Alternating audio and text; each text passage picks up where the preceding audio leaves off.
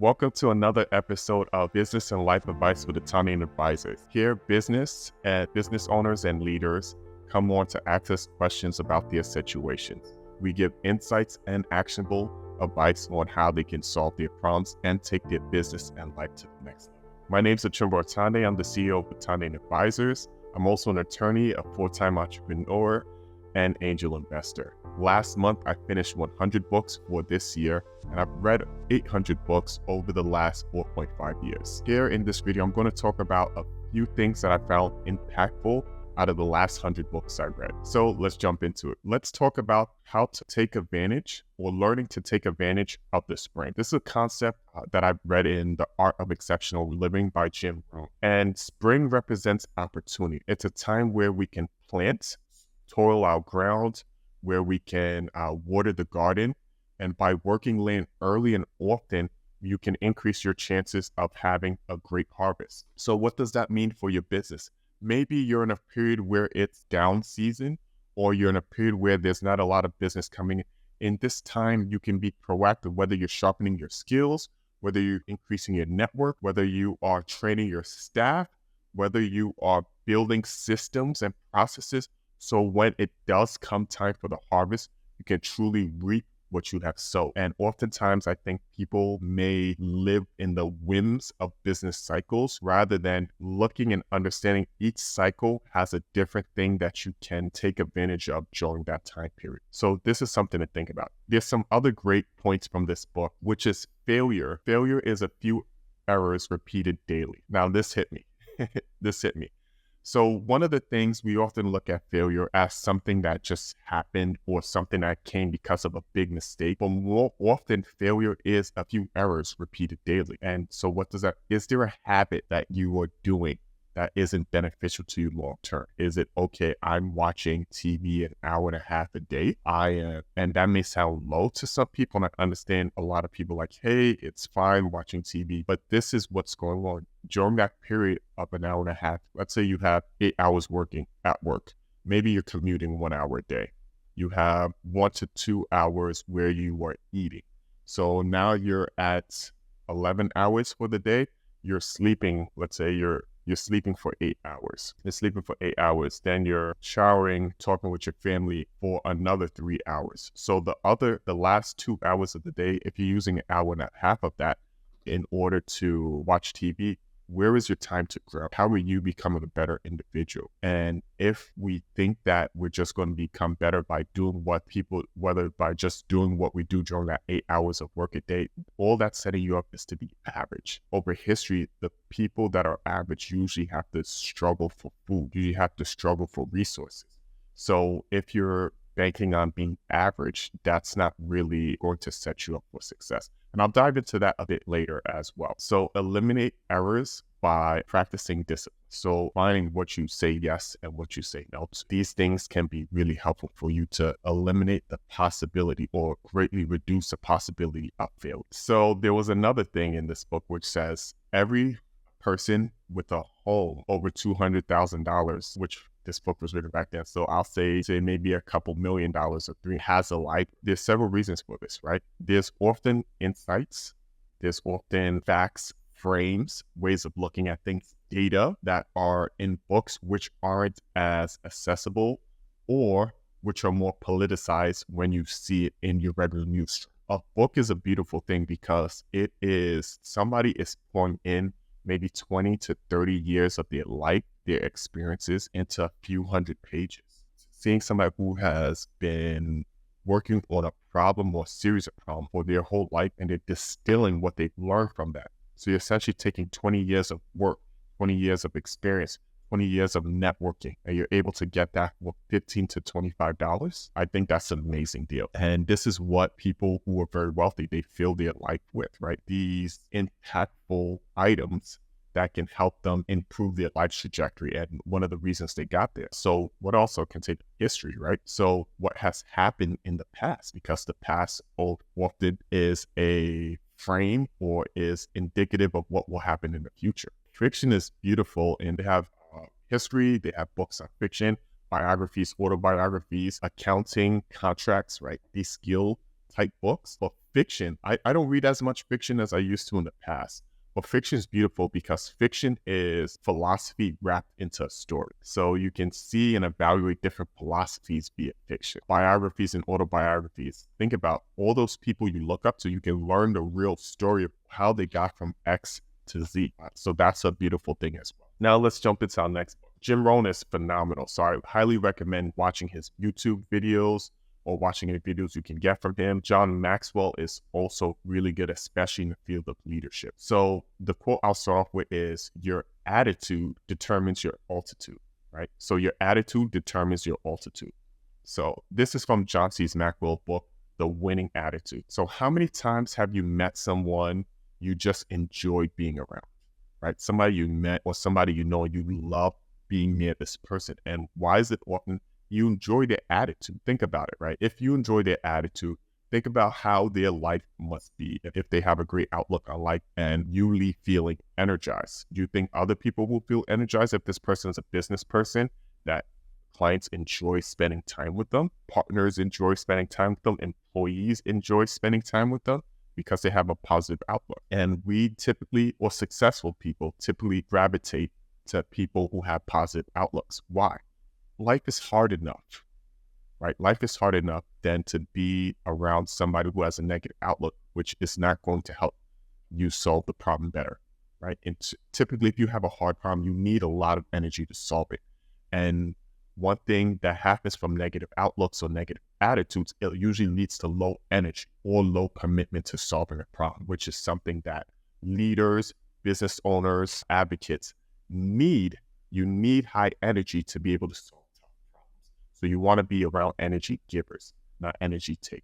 And even something my friends notice about me, I'm very quick to leave a room when I realize people are just complaining in the room. We're not saying things are bad, right? And negative things don't happen, but I typically find complaining about it or being around people who complain about it doesn't help solve the problem. It's rather, usually most of these complaints, in my experience, your experience may be different, but most of these complaints in my experience are coming from a victim state. And the issue with that, if you come too much into a victim state, you don't believe you can solve the problem, meaning that you think the only person who solved the problem is the person who created the problem. And that can become really difficult to get out of and can create cycles that you don't want to be in your life. So that's something I've learned. So one of the things he pointed out in this book was something called a altitude meter, right? It's something that one of the meters that he said pilots focus on, right? Because it tells if everything else is going well in the plane, right? By focusing on altitude meter. And that's the same, if you focus on your attitude meter, that typically can affect what is going on in your life. Are people enjoying meeting with? Are you looking and believing that you can solve the problem? Because another idiom, right, is the person who believes he can is correct and the person who believes he can't is correct, right? So do you have a I believe I can attitude? You'll typically continue to look for the solution and eventually find it. Versus if you believe you can't, you continue to look for excuses to why you can't. You won't realize when you have an opportunity to solve it. So let's say sometimes because you believe it, you just see somebody, oh, this person can help me. And the way I approach this person, this positive attitude can make the person more willing to help, right? Versus if I have a negative attitude, hey, this person can help, but they probably won't. When I approach them, that's probably not going to go the best way. Another thing, just to emphasize, so slight differences in attitude can determine great distances in life's trajectory. There's something from this book, I don't want to make this video too long, but you should look up the attitude axioms. I will wrap up with two things. One thing he said is each generation must conserve, create, or criticize. So each generation must conserve, create, or criticize. So what does that conserve? Are you going to keep things the same? Are you going to make sure we have a similar amount of resources? Right? Are you going to make sure the future generation has the same access that you had? Criticize, right? Are you going to complain, woe is me, man, this generation before me didn't do enough for me? Things of that nature. And think about that. If you're doing that, are you actually making the change that's necessary? Or you're just going to say, hey, things are bad for me. I don't really care about anybody else. Now, the best one in my field is the people who are willing to create, right? The creators, the value creators. So Are you making things better? Are you improving the world? Are you improving your community? Are you improving yourself? And now the last thing I'll leave you with from this book is there is no success without suffering. If you did not suffer or know somebody suffered for you, this is so powerful. There's a price to everything. There's a price to greatness. There's a price to be the price of greatness is sacrifice, which requires some sort of stuff. What do you have to give up? What you have to go through? Are you willing to do that? And if you have success without sacrifice, or you have success without stuff, know somebody went through that for you. Know that it was probably from the armed services who fought for your freedom, who fought for your ability to do what you're doing today. The farmers who planted the food that you're consuming, the janitors or the sanitation people who are keeping the streets clean, producing so much to make our homes, our cities, our neighborhoods livable. Next book. So one of the biggest things I needed to do in my company is improve our onboarding process. Key thing I'll pull out from this, onboarding is a 90-day process, not a 2-week process, right? So this book is called Onboarded by Giles. It's an excellent book for people who want to create notable companies. If you're pouring in all this time to hire the right people, but they're not integrating well into your business, you've kind of, let's say, lost at least 50% of the value of bringing on that person. You're not integrating them well because what's going on? Now they're not able to work as fast. Now they don't know what they can do and what they can't do. Now they're not clear on their mission. So if you're not integrating people well, that can really slow down your business. And usually it'll lead to a higher level of attrition where people are stepping away. The right fits are stepping away. A good onboarding process can actually also help you make sure the wrong fits are also stepping away too, because they can learn early in the process that this is not the company for me. And sometimes that's a better thing, is for the wrong people for your company. They might be the right person for another company, but for the wrong people for your company to learn that early, and you to learn that early, so you can say, hey, I appreciate you coming in, but this is not the right fit. We see that now. I think you see that now. We're more than happy to help you find another place that's a better fit for you. What else happens from not having good onboarding processes? There's something that term he came up with, onboarding debt, which accumulates from flawed onboarding process. It can lead to leaks in your business. So what do I mean by leaks?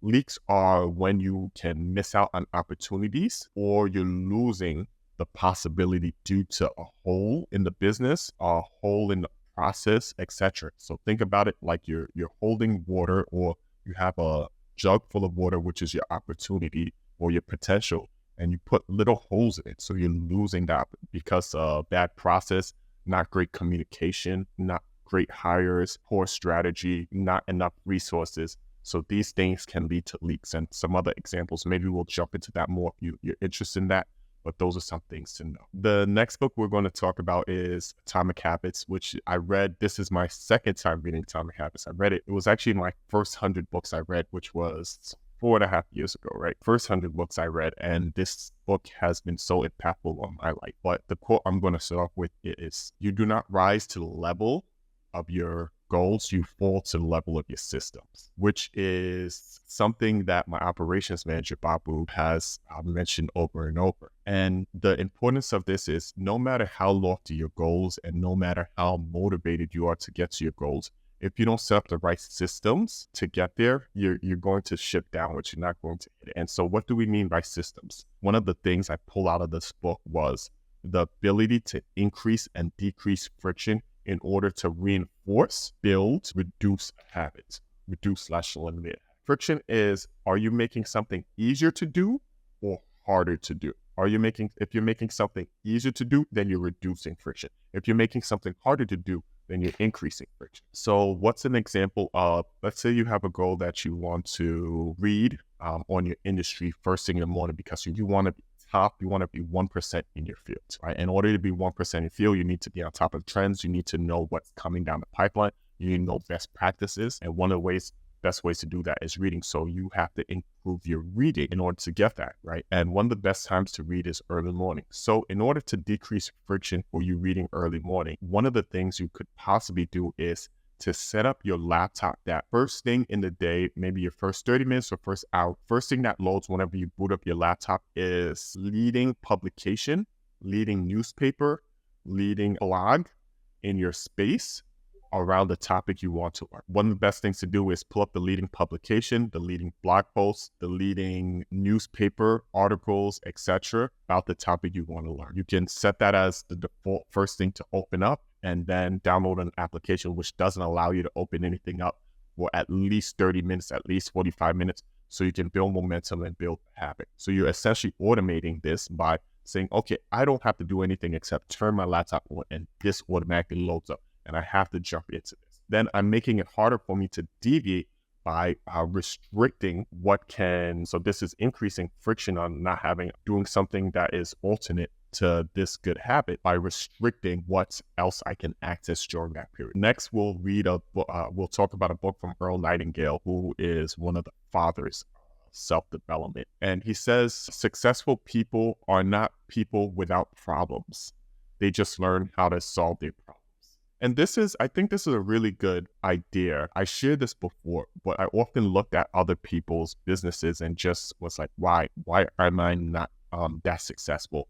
Or, wow, this person really has it figured out. What I've learned more so talking with entrepreneurs, meeting with entrepreneurs, working with entrepreneurs and leaders as well, is that people, a lot of the great ones, they don't have less problems. They just know how to solve them better. They've done the work, they've done the studying, they've done the training, they've built up the discipline to be a stronger and more capable person. So when that problem comes in, they're able to take care of it and take care of it well. And that's so important, because if we are limited by the size of our problems and basically saying, hey, I cannot solve it, that puts us in a weak state. That means that essentially we are putting a cap on our ability in terms of what, hey, if something's bigger than this, I can't do it. Rather than, okay, I need to learn how I can become bigger. I need to learn how I can become more capable so that I can take care of things that are bigger. Knowing that there's always another level that you can learn, that God has blessed us with the ability to grow and tap into things and gather resources, and that we don't just have to depend on ourselves. That can make you know that, hey, even if you don't know how to solve something this year, maybe by next year or the next few months, you'll be capable to do that.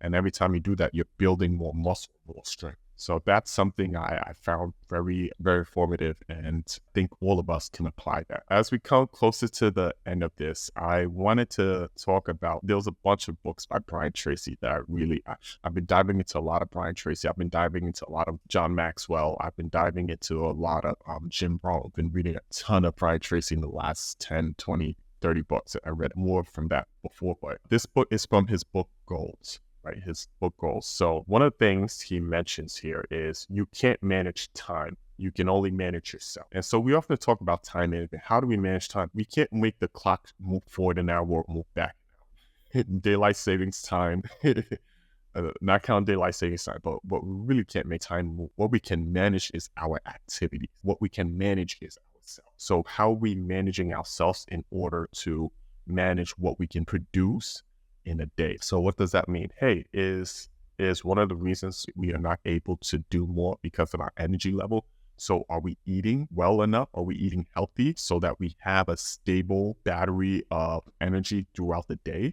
Are we sleeping at the right times? Do you have a bedtime? Do you have a wake time? So you're not undersleeping, you're not oversleeping, and that's able to continue to make sure you have a good health in your battery. Are we also exercising, right? Are we building up endurance? Are we building up strength so that the blood is flowing well between our organs and we're able to maintain that energy level through that as well? So this is some of the ways we can manage ourselves, right? And in that way affect how much or the quality of work we can do within time. There's another thing he said. So a lot of people, we write down goals in different ways. And one thing he pushes is to write down goals using the 3 Ps, right? Making it positive, present, and using the personal tense. Do this. And also, he said, read this every morning. Read your goals so you're reminding yourself, right? You're building all that. You're reminding yourself, hey, these are my goals. This is what I need to do. This is who I am. And that one of the things that we talk to the most is the voice we hear the most is our own voice. And by reading your goals, especially in the tense daily, going to help you believe in them more and bring you closer to achieving. Now, with that comes visualization. I know a lot of people, visualization is this concept which is like, oh, it doesn't work. It's just silly stuff. I find that visualization is very helpful. Visualizing, I don't often use it, but when I do, when things get really rough or when I need something, I typically have a picture. But I pray first. But I try to focus in on this concept, right? I focus in on this concept, say, okay, can I envision this life? I envision what I want. I want a beautiful, large family. I want to be able to take care of them. I want to be able to travel. I want to be able to affect my community. I have visions, pictures of that in my mind. I've seen so many leaps in terms of getting there. So it works, but with everything, there's ways to do it best. So there's best practices. Now, stimulate the superconscious mind. Some people call it subconscious. Some people call it tapping into the universal mind. Other people say, hey, reaching out and really connecting with God, right? But stimulating that connection, all knowledge is known. Wisdom's out here. The answers to your problems are out there. So if you can stimulate your connection with that and you can tap into that, that will mean that you're getting the best answers possible, or the answer that works for the problem or the goal you're trying to accomplish. The last thing I'll say, and I was reading a bunch of Napoleon Hill too, which he's phenomenal. Last thing I'll say regarding these books, I have a bonus tip that I'll say in a little bit, a bonus book that I'll say in a bit, but was a quote from Napoleon Hill. So his quote is, there are never traffic jams on the extra mile. So there are never traffic jams on the extra mile. And the thing about this is very few people want to do the extra step. Very few people want to go the extra mile. When you do that, you start doing that, it's clear road ahead of you. There's so much to be achieved out there, and you'll see how much you can receive by giving more than people expect. So that is a beautiful thing. One of the things, if you can take away anything, is can you go out and give the extra mile in everything you do, in your business, in your leadership, at your job. Give the extra in your relationships. Go the extra mile. And even if you don't get it back from that person, that accumulates. What you're doing is you're building that muscle, and you're accumulating. God sees all. So you're accumulating this benefit. Even if you don't receive it now, it's going to come down the line. So that's something to think about. For some of you feel, hey, I go the extra mile, but people don't. You're not necessarily doing it for the other person. Doing it in the eyes of God, you're doing it for yourself, and you're building that character within you, because eventually somebody or God sees it, but so also will see and say, hey, I want to work person. I want to have a relationship with that person. I want to be a partner with that person. I want to invest in that person. So that's something to think about, and it prepares you for life. Now, my bonus, I have a bonus book for Christians and people who are interested in learning this too. That book is Can Science Explain Everything by John Lennox. So really, one of the concepts that I wanted to focus on with this book is that science and atheism also rely on faith. It's not just Christianity that relies on faith. And this is something that science and atheists will deny, but it's a fact. There's a lot of underlying assumptions which people are making, and they're having faith / trust in, right? That doesn't have all the empirical evidence behind it. John Lennox dives into this deeper in this book and in other books, but I thought that's really important because growing up, I always felt that. I felt that science, or more particular atheists, had a lot of assumptions that relied on faith, and my issue is their unwillingness to admit that, right? And their issue with Christianity being that it relied on faith when a lot of their assumptions rely on faith. And if anything, I would say it's, I don't want to say a bigger version, but it's a huge version of faith, especially if you want to say that you believe in it so much that you're saying it's not faith. But I think other than this book is a great book, Introduction to Apologetics, which is the reasonable argument for anything, typically religion, but apologetics for Christianity, because I'm big on understanding. Why do I believe something? I have my own relationship with God and Jesus. That's enough for me, but also I still want to understand. Seen too much. I've been saved from death so much. I've came so far in life that this is something that I deeply believe, and I believe is unshakable for me because there's been so much evidence in my life. How I do also want to understand the other underpinnings. What's going on here? Why is the Bible accurate? What's going on, and seeing there's so many things that are depicted there, which have been proven correct by people who have no interest in proving the Bible correct, proven correct by artifacts, also logic, reasoning, things of that nature. So it's nice to understand so I can have reasonable conversations with other people where I'm learning about their faith, they're learning about why I believe this, and then we're having a nice, respectful conversation. And I can share also with people who are struggling too, right, in their faith, to have this, I'm not an expert on this. This is something that I found and found very helpful. So thank you so much for watching. If you enjoyed this episode and want to see more content like this, make sure to hit the like button and subscribe to our channel. Don't miss out on our latest episodes. Turn on notifications so you never miss an update. Also, if you have any other questions and need personalized advice, please reach out to us. We have a link below that you can sign up for a podcast, or if you want to come in for consulting, you can also reach out and book a consultation. We're also opening up something where you can email in questions. We know not everyone wants to come on the podcast and say their questions and be vulnerable in front of people. So if you want to email that in, you can reach out to us at podcast@AtaandeAdvisors.com, send an email there. We'll also put that detail below. Thank you so much. We will be back to showing some of our consultations where people come in, but we're going to mix it up a bit, right? So let us know what you like and we'll continue developing that. Have a great day.